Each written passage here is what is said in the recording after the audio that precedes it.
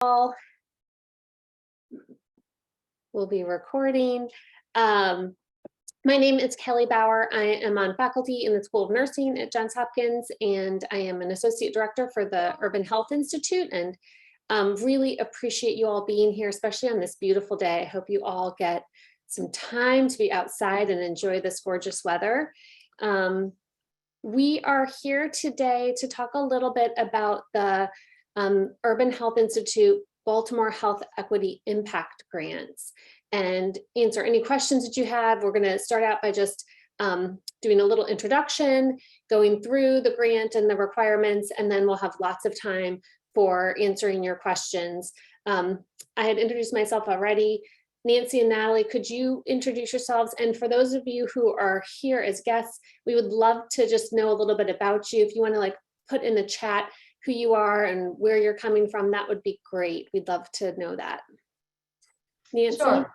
Sure. Thanks, Kelly. Hi, I'm Nancy Edwards-Malolo. I'm the program director here at the Urban Health Institute. Nice to see a few friendly names that have joined us today, and looking forward to answering your questions and help you to support you in any way that we can to submit your applications. Natalie? Hello, thank you so much. I'm Natalie Wiggins. I'm program administrator at the UHI. And in my current role, I am responsible for coordinating the day-to-day administration, procurement, and logistical support for all of our flagship programs, supporting our associate directors. So Kelly Bauer is one of those associate directors, and I support our all grant programs and also our very special Bunting Neighborhood Leadership Program, about which you'll get to hear later this year or next year.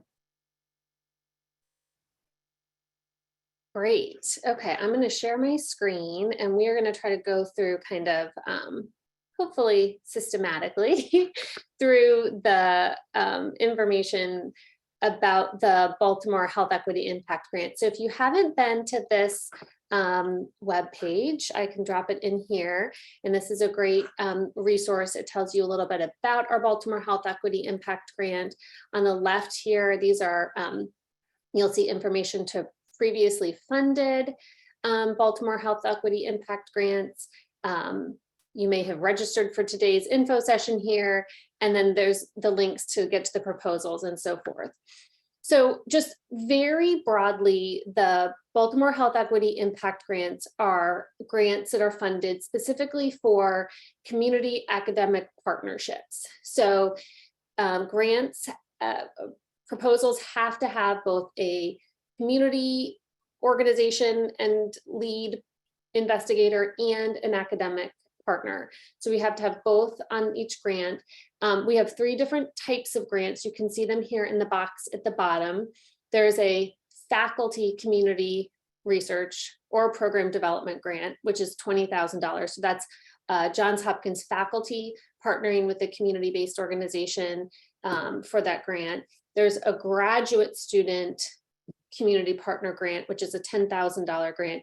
And then there's one for undergraduate students partnering with community organizations, which is a $4,000 grant. They are either research or program development. So these can be research proposals, or they can be public health program and practice proposals. But again, there has to be an academic and a community partner on each.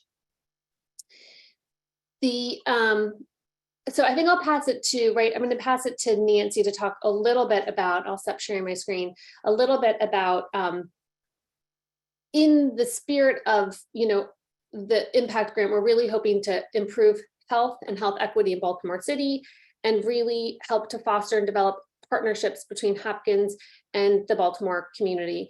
And so with that, we have developed a set of community engagement best practices, and Nancy's going to talk a little bit about those as sort of really foundational to what we hope to foster through this grant.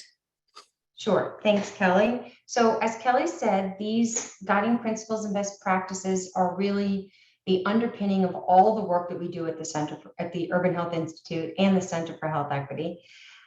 These guiding principles were really developed by faculty and staff that work at Johns Hopkins with community. And we involved community very heavily in developing these guiding principles. And we co-developed this with the community. And each of those departments or units are rolling out how they're going to live these guiding principles in their organization in different ways. How we're doing it is, it is, as I said, underpinning everything we do.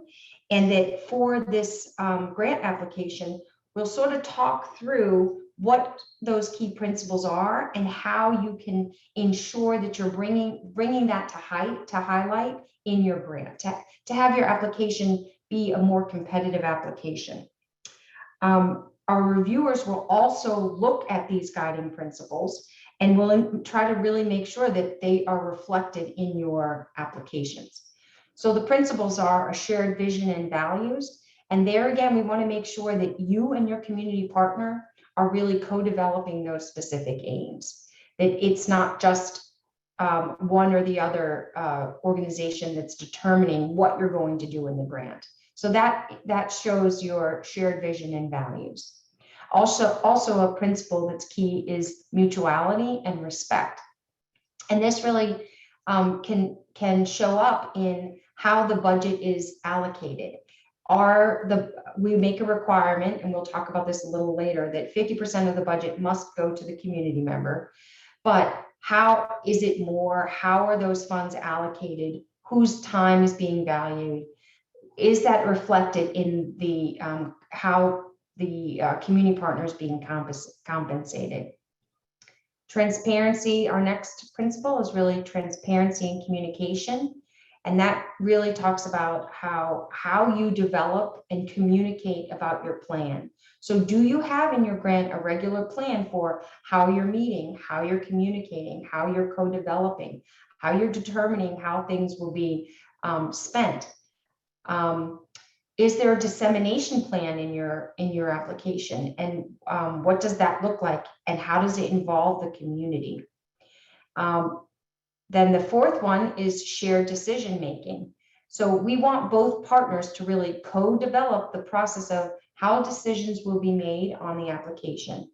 And we want it to be really clear that we have two key partners that are making decisions, the community partner and either the Johns Hopkins faculty or staff. The fifth principle is commitment. We want to make sure that we hold each other accountable to deliver on these projects. That we're really we want you each to be a team.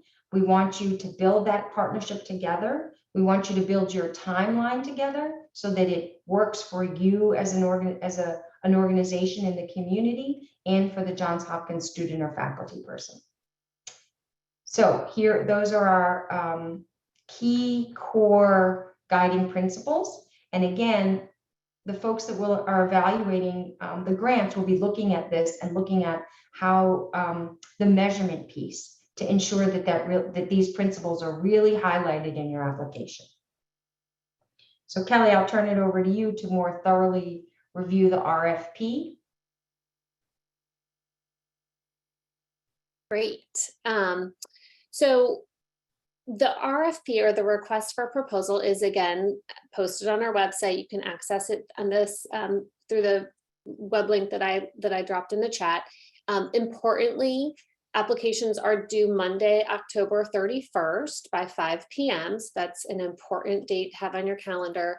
We will notify people of their awards by December 13th, and these would start as of January 15th. So grants could begin and funding could be given by January 15th.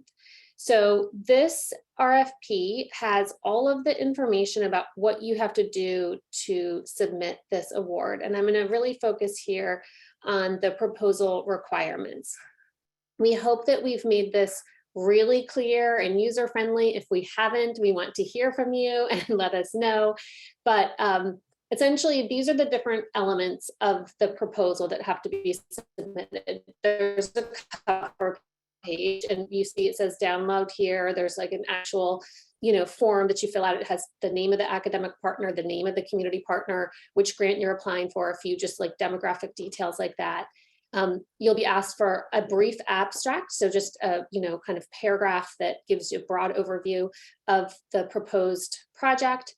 And then you have a project narrative, and we do give some word counts for these different elements of the grant. It's not a lengthy grant application, but we do suggest that you include these different things in the project narrative. So a brief introduction, usually that sort of highlights the health problem that you're hoping to address, and the extent of kind of a need or a gap, or a problem that your grant or your project will be addressing.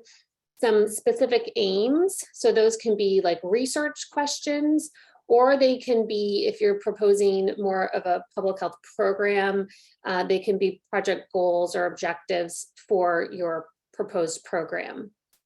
Then you need to talk about methods. So how are you going to accomplish these specific aims?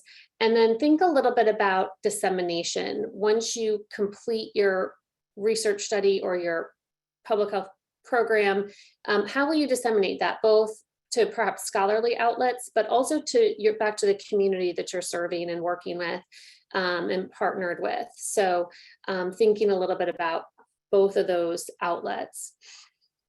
We then want you to be sure to talk about community impact. So again, the title of the grant is Baltimore Health Impact Grant. So we are working specifically within Baltimore City. So our community partners are those partners who are in Baltimore City. We're serving, programs, research studies, projects proposed should be serving the Baltimore community, its residents. And so how is this proposal going to advance health, and specifically health equity in Baltimore City? So talk about what is the geographic or phenomenologic community within Baltimore that this will serve.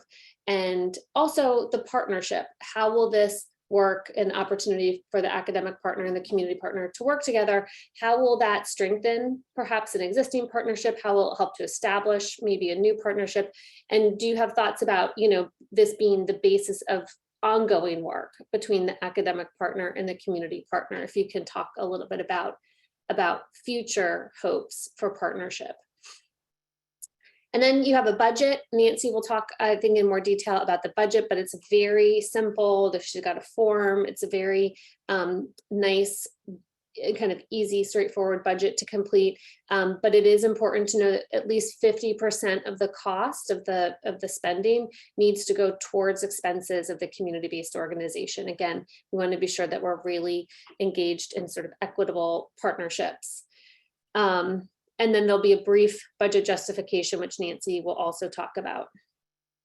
And then finally, we'll ask both partners, the academic partner and the community partner, to submit either a bio sketch. In academics, we often use bio sketches as a format to describe who we are, or a resume is also fine, to just give us a little more information about the partners who are applying for this grant. I think that's it. And Nancy will talk a little bit about the online platform that we're using for these grant submissions. Sure. Do you want me to go to InfoReady? I can do that if you prefer. I do have it open. Okay, yes, that'd be great. Sure.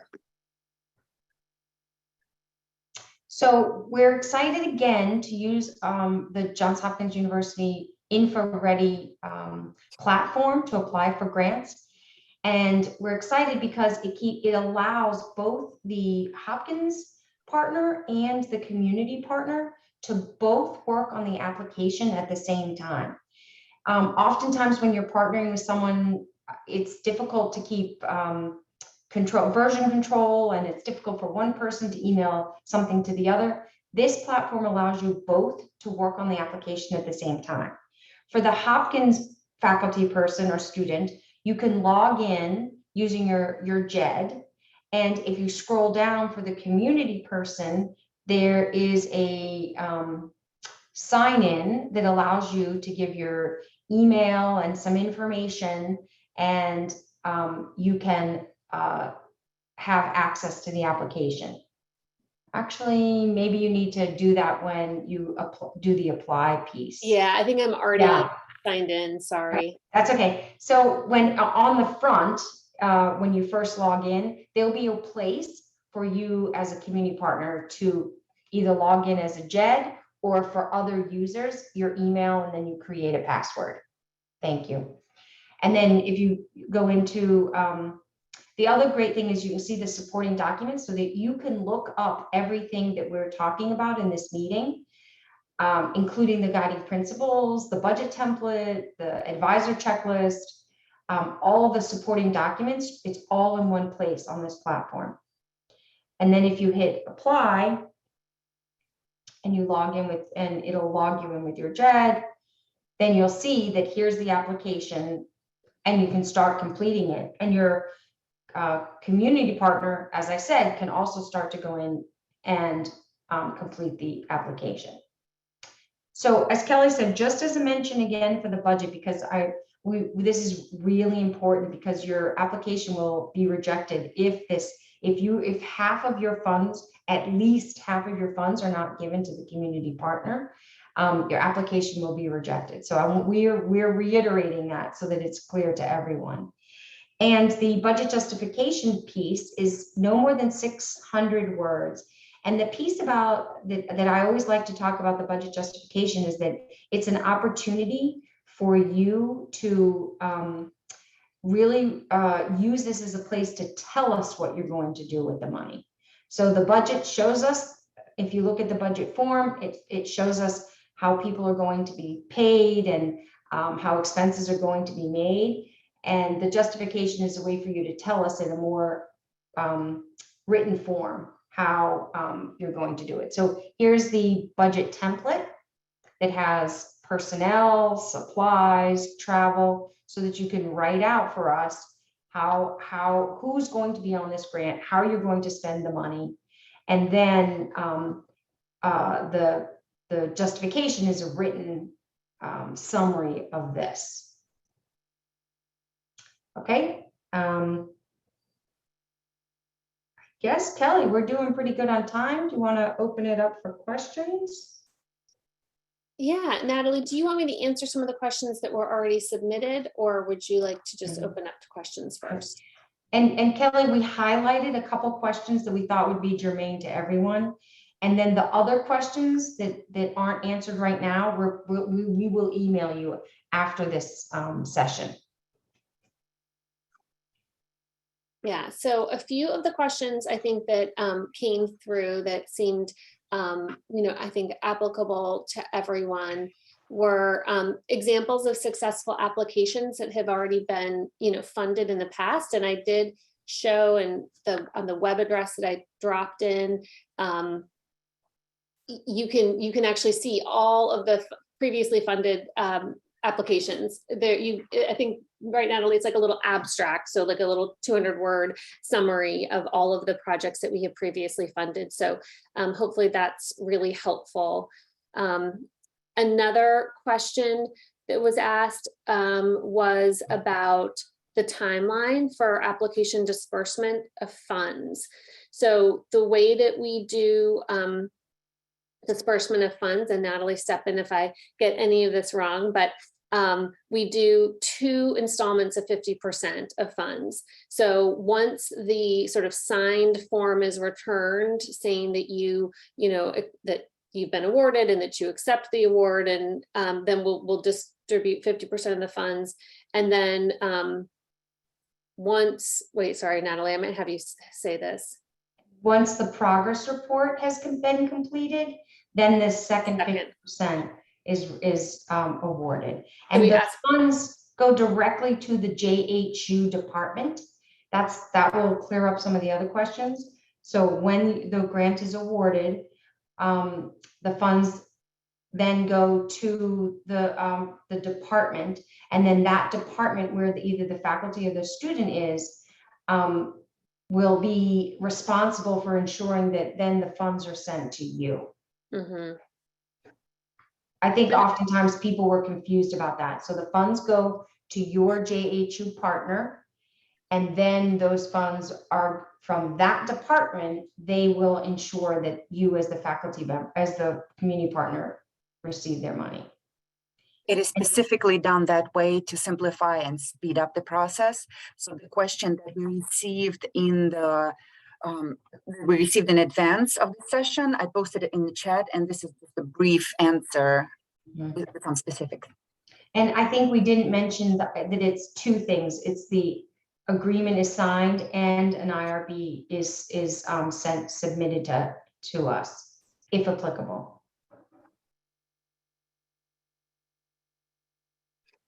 And so then another question was, does a community partner need to be a 501c3 or have a financial or fiscal sponsor? The answer is no.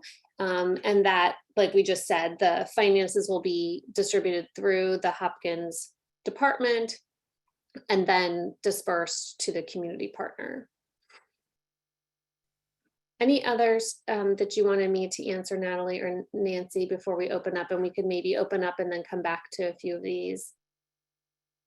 There was one very interesting question I personally like. There were some questions with specific ideas for the research, and I'm trying to pull it up specifically. Robin Lewis, she asked this. Robin, let me see.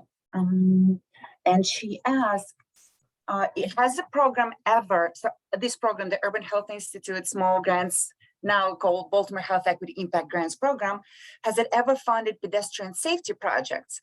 So in the past, we have received proposals for these projects addressing pedestrian safety, including right prior to the pandemic. However, it was not funded at the time, so it was further review, funding recommendations for the priority areas. We did receive this specific proposal, and also we do get some of them. And if the proposal is not funded this cycle, we also try to provide feedback whenever we can, with hopes to fund it the following cycle. So we understand that I saw so many new people who were interested in this program. And they might or might not have a partner. So the Hopkins person having a community partner or vice versa. So we actually encourage you guys to start looking into this, network, collaborate, meet each other, share the ideas that you have. And us, the UHI specifically, we support everything with intention to improve health and well-being and equity in the city through this program. Yeah. The two other things I'll just mention that I think came up in the Q&A that we received, or the questions we received ahead of time, were timeline. So it is intended to be a 12-month award. We do allow for a one-time no-cost extension if you need, run into challenges with your timeline and need a little more time to complete the work of your proposal. And it was asked by several people about who is considered a community partner. So public schools, yes, Baltimore City public schools would be considered a community partner who would absolutely be eligible for applying. Somebody asked about large or small nonprofits, local Baltimore City nonprofit organizations, whether they're small or large, yes, are eligible. Kelly, a couple people also had reached out to find JHU faculty or students that are interested in the work that they're doing. And so I've been in touch with a couple people that are on the call to help find a match. And we're working on that. I think what would be most helpful if people have any additional questions is to send me a little bit about, or the UHI general link, or me, a little bit about your proposal, so that will help us find a faculty partner. People have reached out and said, we're interested, but I need a little bit about what you're looking at to try to find a faculty person. Yeah. And Natalie just put a great question and answer in the chat, which is about intellectual property. If a community-based organization develops a curriculum or some sort of intellectual property through the work of this grant that remains their property, we would ask for attribution of the funding to develop that, which is coming from the Urban Health Institute. Yeah, and let me bring this up again because a couple that people remains. have a couple people have asked about this and this is really important. If you apply to the grant and you already, as a community partner, have a developed curriculum, have a developed program, that is your property. That remains your property. And when you partner with maybe it's an evaluation project, and a Hopkins faculty person is evaluating. Anything that you've developed remains yours, and it's your intellectual property. Just want to make sure that's clear because a few people, I think, have brought that up to me. Yeah. So I think at this point, we'd love to open it for your direct questions to us. I think we're a small enough group that you all should just feel free to unmute and introduce yourselves and ask whatever burning questions you have. Perhaps with the raise of hands? Great, if you can figure out how to raise your hand. It's Otherwise, open reactions at the bottom, but Or just take yourself on mute, off. looks like, yeah. great. Kevin Mark Jackman. Hi, good afternoon. I'm Kevin Jackman. I am an assistant professor in the Department of Pediatrics, Division of Adolescent and Young Adult Medicine. I presume this was probably one of the questions that I'll get an email about.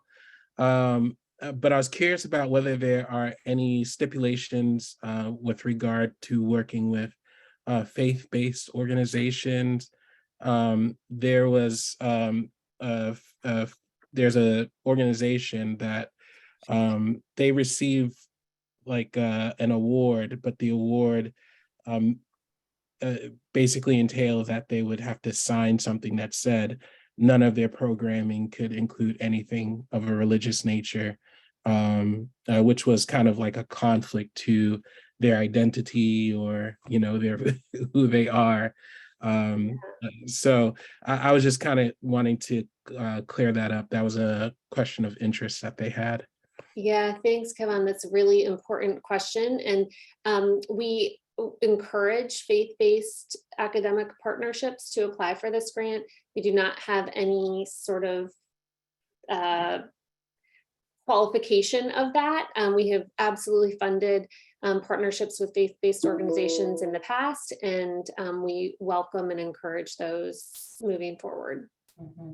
And I'd add to that is Kayvon, if you look on our website, there are a number of abstracts, and it talks about some of those partnerships with the grants that we have funded with faith-based partners. Yep.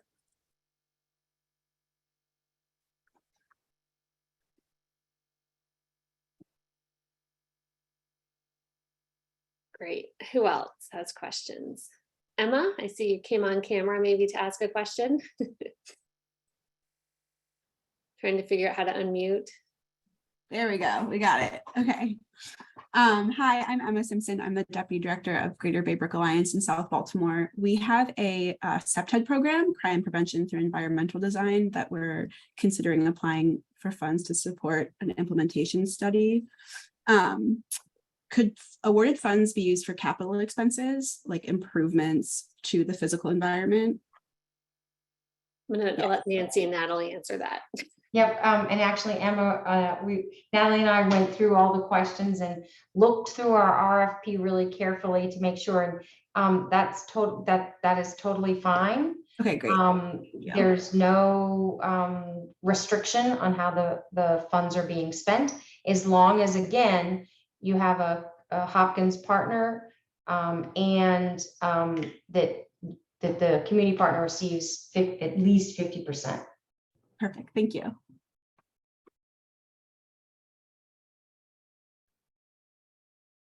Any other questions? Oh, looks like Wesley. Joshua and then Wesley.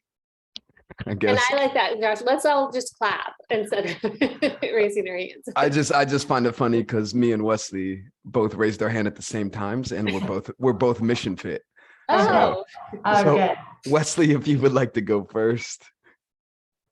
All right, I guess mine is a little shorter maybe than Wesley's. You guys, all of y'all answered it in the chat. It was about intellectual property.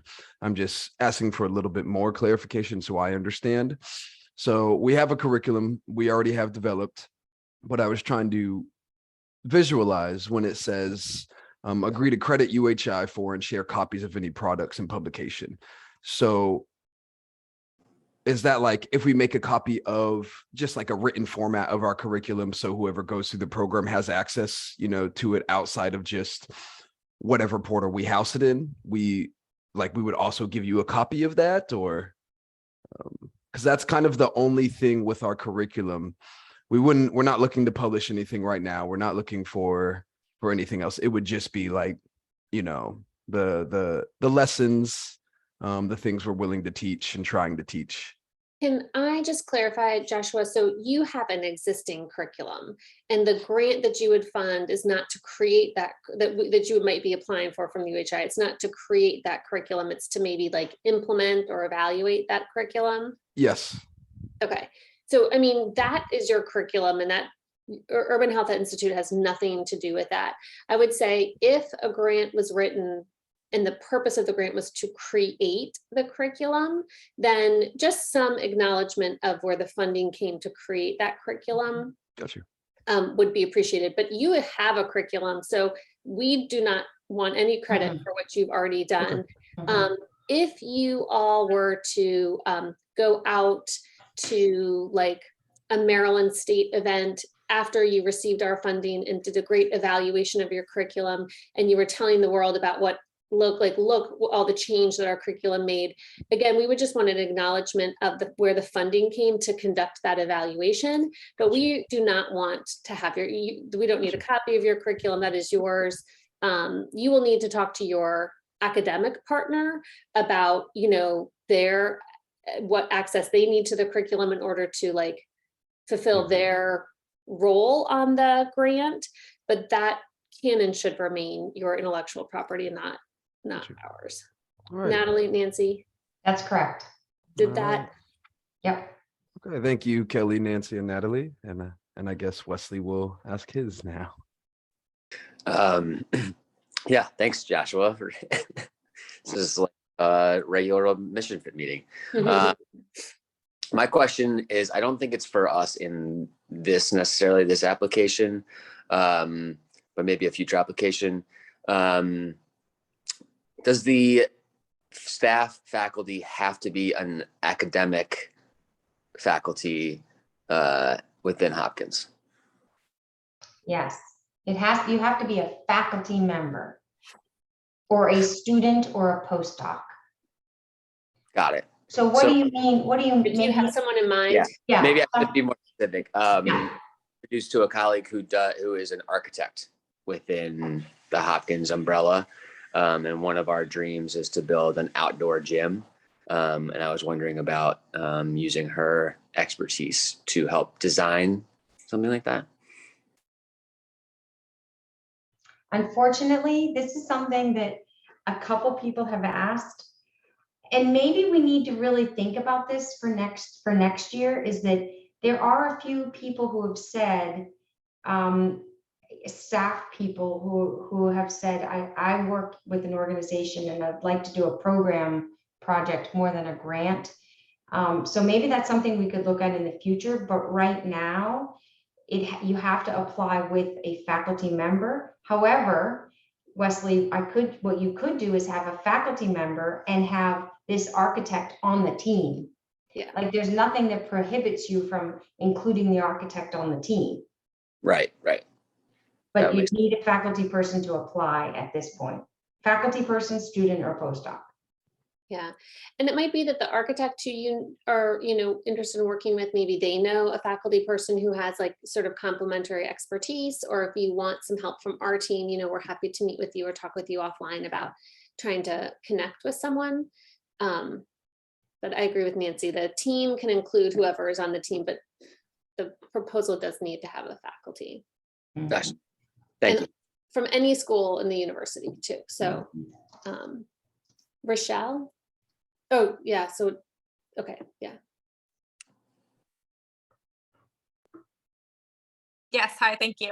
So I am with Pro Bono Counseling, and we are a statewide organization. We connect Marylanders with free therapy, free mental health therapy. So one of our top counties that clients live in is Baltimore City. But would a project, if we were to focus on, evaluating one of our programs or something, will we need to focus only on Baltimore City residents, or is it sufficient that one of the main counties that we serve is Baltimore City?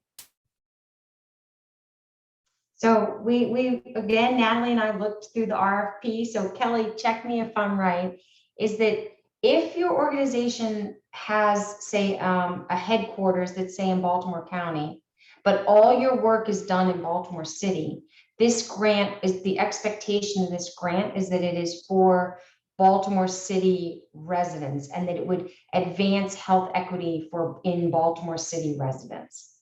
So I think, and Natalie put our answer in the chat that we wrote yesterday, is that it's about the impact to the participants in the grant. Does that, Kelly, does that jive with you? And Rochelle, does that answer your question?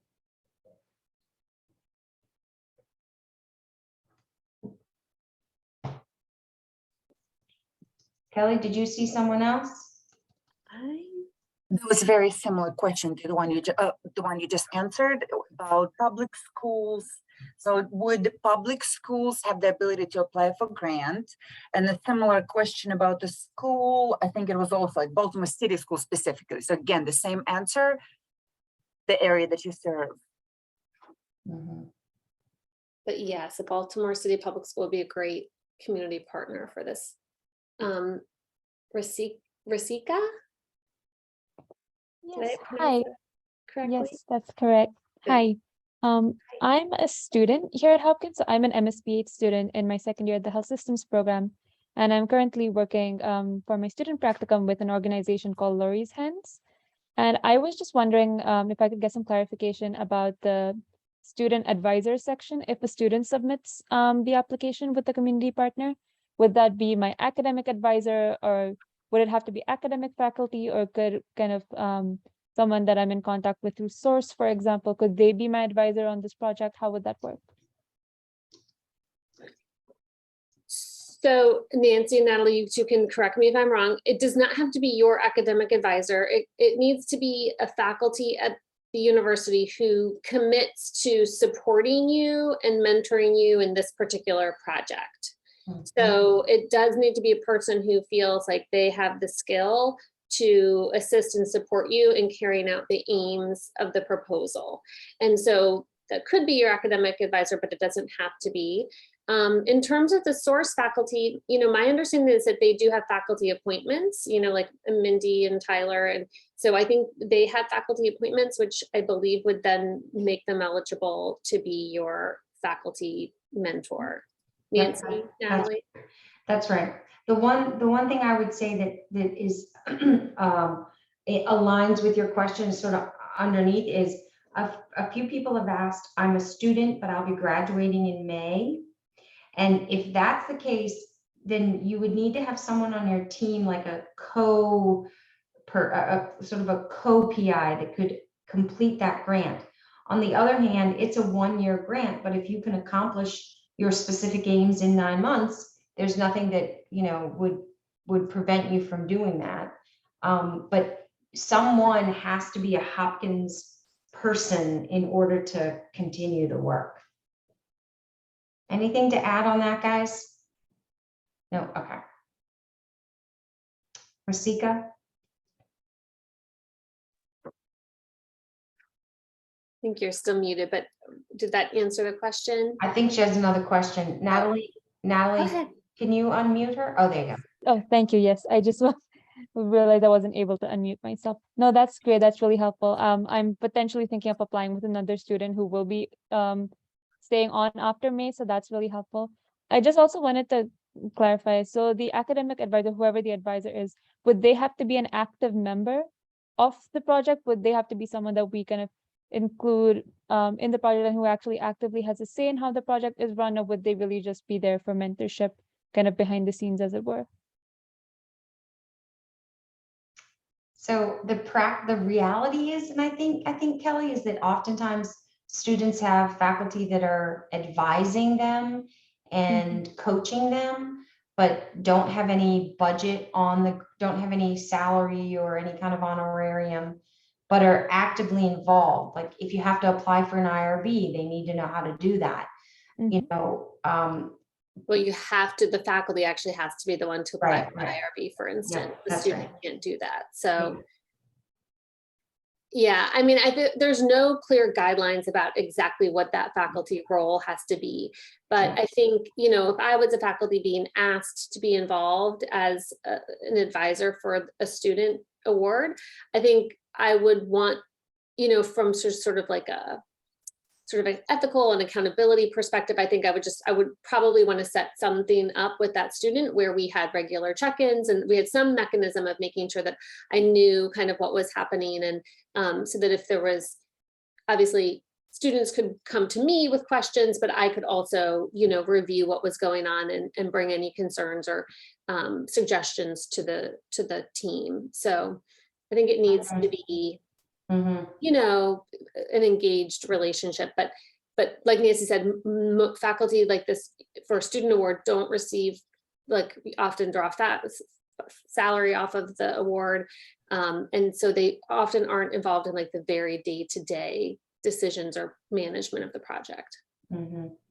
That's very helpful. Thank you so much. And also building on what Kelly said is knowing Kelly should want to look at the application, review it, make some edits, you know, be involved in the upfront piece as well as she said, like throughout.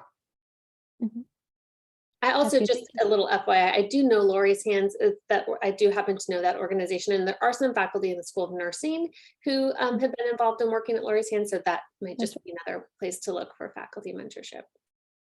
That's right. Thank you so much.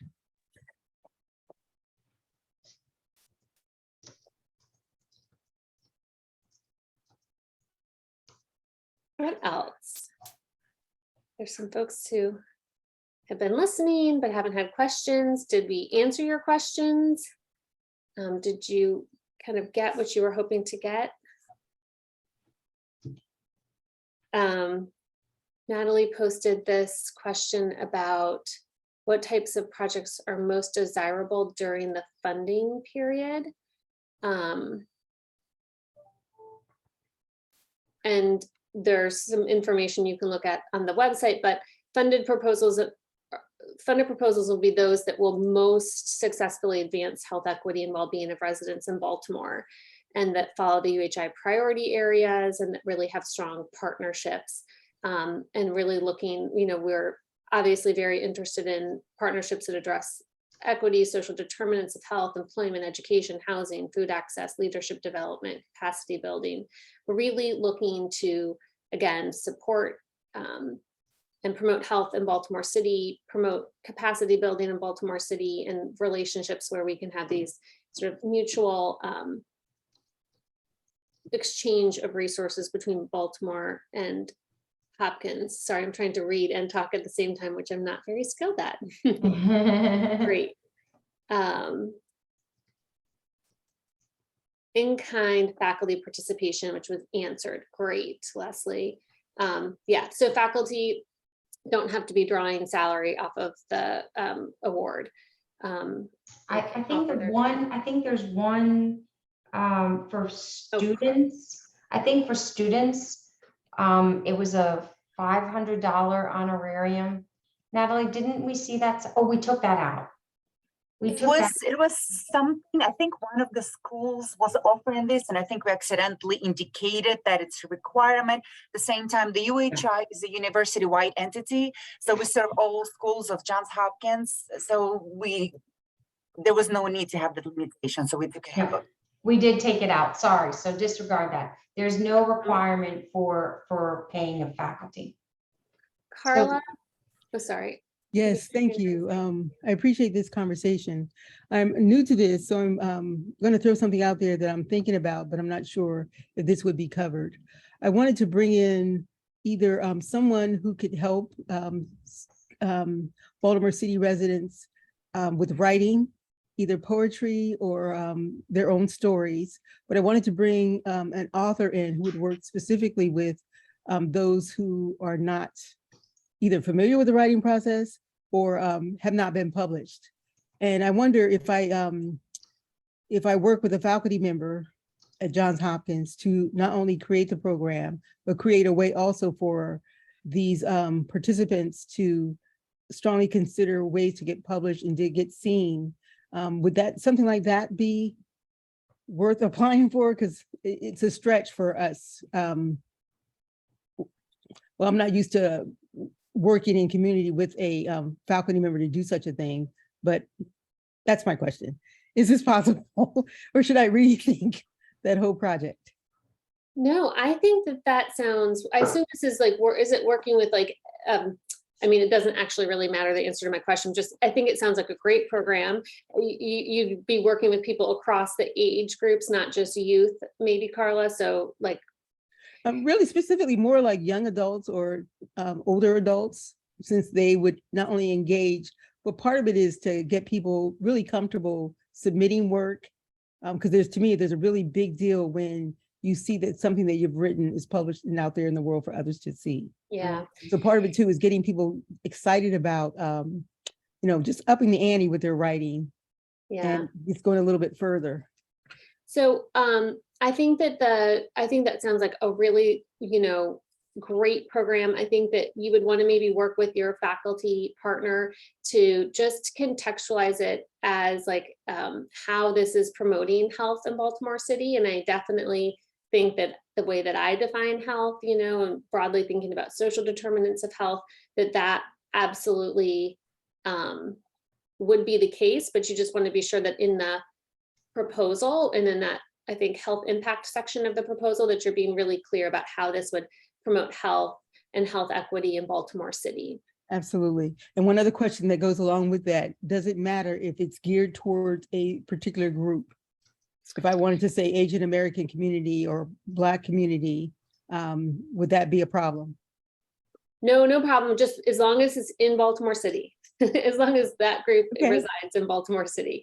Otherwise, yep, whatever group. Again, maybe you would have some rationale for why you were targeting or, trying to serve a specific group in your proposal when you write that up, but it would be no problem. That would be perfectly acceptable. And Carla, did you say you do have a Hopkins partner already lined up? I don't, but there's several that I can ask, and I think that would be really willing to do so. So I don't think that's a problem at all. And I did wonder about the timeline. If it's shorter than the timeline you propose, is that okay? Yeah, like shorter than 12 months. Sure. Yes. Yep. Sure. Okay, wonderful. Thank you I so love much. it. Like quick impact too. Yeah. All right, I'm gonna go to Kevan, and then I think maybe Tanir might have a question. And then also Tina has a question in the chat too, Kelly. Oh, third. great. We'll do that third. Okay, so Kevan, do you want to go ahead while I Sure. Quick question. I was just browsing the website. Where can I find the verbiage on the priorities you're mentioning, employment, education, and some other things, social determinants of health? Where can I locate that verbiage on UHI's priorities? I'm going to let Natalie answer that. I think it's in the goals also.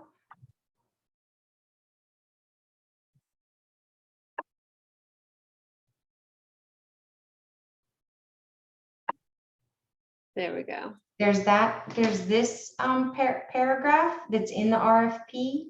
And then also you could look at our homepage, the 3 goals of UHI as well.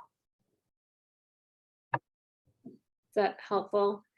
And then I see this question, since we're on the website, Natalie, I might direct Tina's question to you as well. In addition to getting assistance finding a faculty member, are there other potential faculty resources on your website or elsewhere? I looked at that. There aren't, but I don't know, Tina, what specifically are you looking for in terms of resources? Do you have something in mind?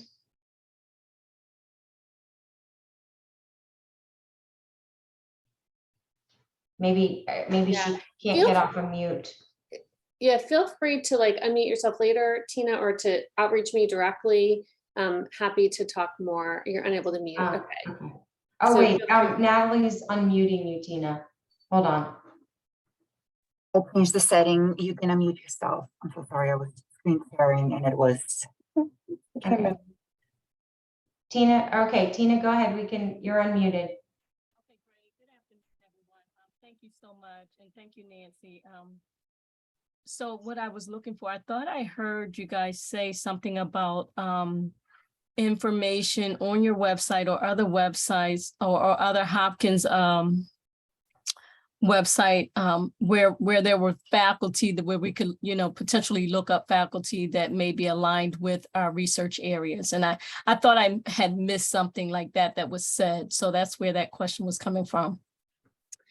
No, but we can help you. We would be happy to have a conversation with you if we could learn a little bit more about what your focus area is and see what we can do to help you identify those folks. Yep, and Tina and I have already been in communication, and we're trying to. I've reached out to a few faculty members at the School of Nursing, and we'll see if we can find a partner for you. Okay, great. Thank you so much, Nancy. And so just to continue the conversation, what is my best next step? Should I just continue to correspond via email, or is there someone I can call? Or I know I sent you some information about what I'm looking to do, but I just want to make sure you, if you need any clarification or if we need to have a conversation, that I'm available for that. That'd be great, Tina. Actually, if you could send me a little bit more. So, okay. Like maybe even a paragraph, that would be really helpful. I sent a few bullet points that you had, but if you could send a little more information, that would be great. And then reach out to me next week and I'll give you the status update. Awesome. Thank you so much. Great. I Thanks, appreciate Tina. your help. Great. And Tanir, did you have a question? Yes, hello. My name is Tamir Webb, and I'm with Baltimore City Public Schools.